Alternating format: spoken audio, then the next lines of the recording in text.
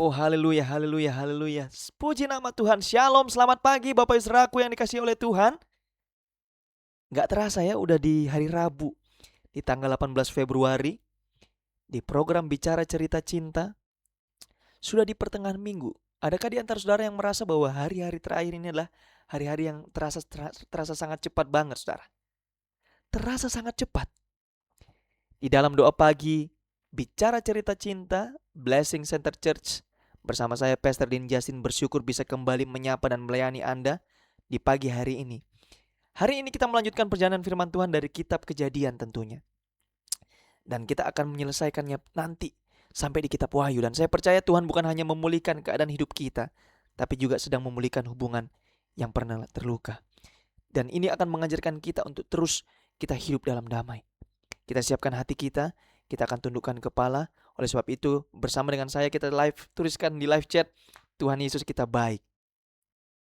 Mari kita satu hati kita berdoa. Terima kasih Tuhan, kami bersyukur untuk hari ini. Saatnya kami akan merenungkan firman-Mu. Kami begitu yakin ketika firman-Mu itu masuk dalam hati, dalam pikiran kami, itulah yang akan mengubahkan kami ke depan. Kasih kami kekuatan, kasih kami kemampuan yang berasal daripada surga untuk memimpin umat-Mu, sehingga umat-Mu mengerti kebenaran. Di dalam nama Tuhan Yesus, kami tidak mengizinkan roh lain untuk masuk menguasai kami. Kami mau berkata, di dalam nama Tuhan Yesus, biarlah hidup kami dituntun oleh kebenaran Tuhan. Bersama dengan saya yang bersepakat dengan umat Tuhan, kita katakan amin. Kita kasih tepuk tangan yang terbaik untuk Tuhan kita. Sekali lagi saya sapa semua kita yang mengikuti program ini BCC Bicara Cerita Cinta bersama saya Pastor Din Justin. Rasanya tadi sebelum tanya, apa kabar saudara? Luar biasa. Saudaraku, saya mau katakan begini, tidak ada manusia yang hidup tanpa luka relasi. Pak Gembala masih pagi-pagi udah bahas luka. Benar saudara, ada luka karena kata-kata. Berat banget ya. Ada luka karena pengkhianatan. Oleh sebab itu saya tidak pernah tergores ketika ada orang-orang yang menyakiti hati saya. Ketika ada orang-orang yang mengkhianati saya. Saya bersyukur ada kisah Yudas di Alkitab. Ada luka karena kesalahpahaman. Ada luka karena masa lalu yang belum kelar. Banyak orang bisa beribadah, bisa memuji Tuhan, bisa menyembah Tuhan, tapi masih menyimpan kepahitan. Bisakah? Mungkin bagi persepsi dunia itu bisa, tapi bagi perspektif kerajaan Allah itu gak bisa, saudara. Banyak dari antara kita gemar berdoa, kita bisa berdoa, tapi masih menyimpan yang namanya dendam. Bagi saya itu adalah menutup pintu pemulihan. Dan hari ini firman Tuhan mengajar kita begini, pemulihan sejati bukan hanya soal hati yang diubahkan, tapi juga tentang hubungan yang diperdamaikan dengan Allah melalui apa? Firman. Oleh sebab itu kita tuliskan di live chat. Saudara yang tidak keberatan kita tuliskan di live chat, Tuhan Yesus kita dahsyat. Haleluya. Kita masuk di pasal yang 33. Pasal ini menceritakan bagaimana pertemuan Yakub dan Esau setelah puluhan tahun berpisah karena luka, karena kebencian, karena ketakutan. Ini adalah kisah tentang pengampunan, di mana kerendahan hati, hubungan yang rusak diperdamaikan oleh Tuhan. Dan saya begitu yakin Kejadian 33 ini menjadi suatu rema bagi semua kita di hari ini yang siap mendengarkan firman Tuhan. Bersama dengan saya katakan amin. Pemulihan hubungan dimulai dari hati yang rendah. Maka ayat yang ketiga saudara yang baca, Yakub berjalan di depan mereka dan sujud sampai 7 kali. 7 kali sujud di depan Esau. Kemudian Esau berlari mendapatkan Yakub, dipeluk. Yakub berpikir, kayaknya saya ini mau dapat sikat ini dari Esau ini. Secara badan aja dia lebih besar dari aku, ya kan? Lalu menangis-nangislah mereka, bertangis-tangisan mereka. Dari kata-kata bertangis-tangisan, di situ terselip kata pemulihan. Saudaraku, Yakub dan Esau memiliki masa lalu yang pahit. Yakub pernah tipu Esau. Di pasal-pasal sebelum ini, Yakub merampas itu yang namanya hak kesulungan. Yakub melarikan diri karena ia takut dibunuh. Selama bertahun-tahun Alkitab mencatat demikian. Tidak ada komunikasi, tidak ada pertemuan, yang ada hanya luka yang belum sembuh. Itu konteksnya. Namun setelah Yakub mengalami perjumpaan dengan Tuhan, di pasal yang kemarin 32 kita baca, Tuhan bawa Yakub menghadapi masa lalu. Yakub tidak datang dengan kesombongan. Ia datang dengan kerendahan hati, ia sujud sampai 7 kali. Ini bukan tindakan politik, saudara. Ya, dunia sedang diselimuti dengan yang namanya politik-politik. Sepertinya ketika kita melakukan sebuah kerendahan diri, kerendahan hati, itu ada maksud di balik itu. Ada U di balik B, ada udang di balik batu. Tapi yang dilakukan oleh Yakub ini adalah sikap hati yang sudah diubahkan. Yang indah begini, saudara. Yang indah dan tercatat dalam Alkitab. Esau tidak membalas dengan amarah, tapi dia peluk Yakub. Dia peluk. Pasal ini mengajarkan kita begini. Pemulihan relasi dimulai ketika hati terlebih dahulu dipulihkan oleh Tuhan. Kita kasih tepuk tangan yang terbaik untuk Tuhan kita. Banyak jemaat Tuhan ingin hidup damai, tapi gak mau merendahkan hati. Oh, semua kita pengen pulih. Semua kita tidak mau mengalah. Padahal pemulihan tidak selalu dimulai dari siapa yang benar, tapi dari siapa yang mau merendahkan diri, yang mau merendahkan hati. Sungai mengalir dari tempat yang tinggi menuju tempat yang rendah, saudara. Itu yang namanya aliran. Tidak pernah dari bawah naik ke atas, saudara. Tahun pemulihan mengajarkan kita bahwa Tuhan tidak hanya memulihkan identitas kita secara personal, secara pribadi, tapi juga memulihkan hubungan yang telah rusak. 3 prinsip rohani. Yang pertama, pemulihan hubungan dimulai dari kerendahan hati. Rendahkan hati serendah-rendahnya. The way down. Pilihlah jalan yang turun, saudara. Yakub berjalan di depan mereka dan sujud sampai 7 kali.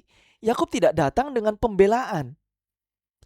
Oh, kakak, yang kemarin itu beta begini, beta lakukan ini karena beta begini. Enggak, saudara. Dia datang dengan sikap yang tunduk. Wow, ini mengajarkan kita bahwa kerendahan hati membuka pintu pemulihan, saudara. Pemulihan dimulai bukan dengan pembenaran, tapi dengan hati yang mau mengakui kesalahan. Saya pernah mendengarkan sebuah quote, saya pernah membaca sebuah quote.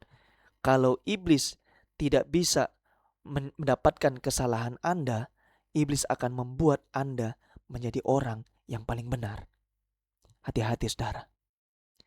Kita harus mengakui kesalahan kita. Yang kedua, Tuhan mengubah hati yang pernah dipenuhi kebencian. Ayat yang keempat, Esau berlari mendapatkan Yakub, lalu menangislah mereka, bertangis-tangisan mereka. Hati Esau yang dulu penuh marah diubah menjadi hati yang penuh kasih. Ini menunjukkan apa? Tuhan sanggup menyembuhkan luka yang paling dalam sekalipun, saudara. Pemulihan sejati terjadi saat Tuhan bekerja di kedua sisi relasi. Amin. Dan yang ketiga, damai, peace, lebih berharga daripada membuktikan diri kita benar. Yakub berkata bahwa melihat wajah Esau sama seperti melihat wajah Allah. Wih, itu pernyataan yang bukan segala sesuatu yang dibuat-buat, saudara. Ini menunjukkan bahwa damai sejahtera lebih penting daripada ego, daripada pembelaan diri. Pemulihan bukan soal menang perdebatan, tapi soal memulihkan hubungan. Secara aplikatif, saudara, jangan simpan dendam. Sekali lagi, umat Tuhan BCC, jangan simpan dendam. Lepaskan dendam, belajar meminta maaf dan mengampuni kalau itu Anda yang salah. Katakan, saya minta maaf. Kalau Anda mungkin dalam posisi, rasanya saya benar, tetapilah kita minta maaf. Saya mau hidup dalam damai. Katakan dengan iman, Tuhan, pulihkan relasiku. Jangan biarkan luka lama merusak masa depan Anda. Izinkan Tuhan pulihkan hubungan Anda. Amin firman Tuhan. Di BCC 2 menit terakhir saya selalu memberikan kesempatan bagi saudara untuk menaikkan saat teduh saudara, menaikkan doa-doa saudara. Dan saya begitu yakin ketika Tuhan memilihkan hubungan yang rusak, menyembuhkan luka yang lama, Tuhan akan mengajari kami satu konsep, yaitu mengasihi. Barang siapa yang menampar pipi kiri, kasihlah pipi kanan. Di dalam nama Tuhan Yesus, kami mau merespon itu yang namanya firman kebenaran-Mu. Aku rindu untuk berdoa bagi jemaat Tuhan, bahkan hamba-Mu sebagai hamba Allah. Tuhan yang penuh kasih dengan damai sejahtera, kami bersyukur karena Engkau adalah Allah yang pulihkan hati dan hubungan kami. Hari ini Tuhan Yesus, kami menyerahkan semua luka yang pernah mungkin kami alami, luka relasi, luka dengan keluarga, luka dengan hubungan teman, luka dengan kerabat, tentang orang-orang yang pernah menyakiti kami, tentang hubungan yang belum selesai, tentang hati kami yang masih keras mungkin. Lunakkan hati kami ya Tuhan. Ajari kami untuk mengampuni, karena Engkau terlebih dahulu mengampuni hidup kami. Biarlah hidup kami mengalami pemulihan sejati ya Tuhan, karena kami hidup dalam kasih dan kebenaran-Mu. Oleh sebab itu, mari kita angkat kedua tangan kita. Allah Bapa, Allah Putra, Allah Roh Kudus yang menyertai umat-Mu mulai hari ini, besok sampai selama-lamanya.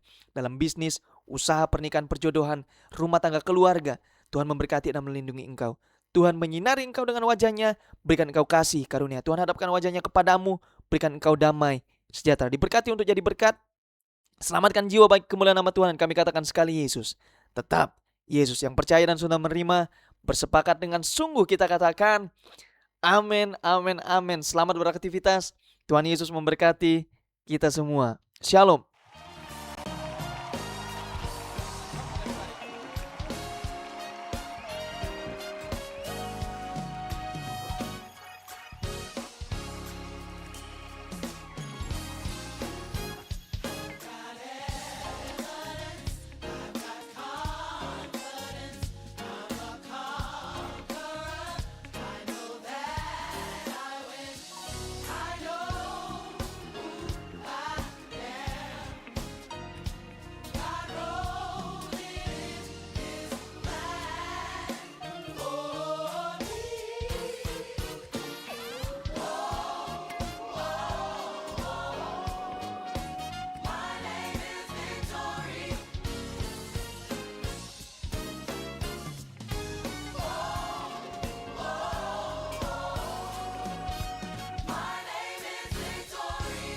I want y'all to help us. Come on, rise to your feet. I've got evidence. Say it.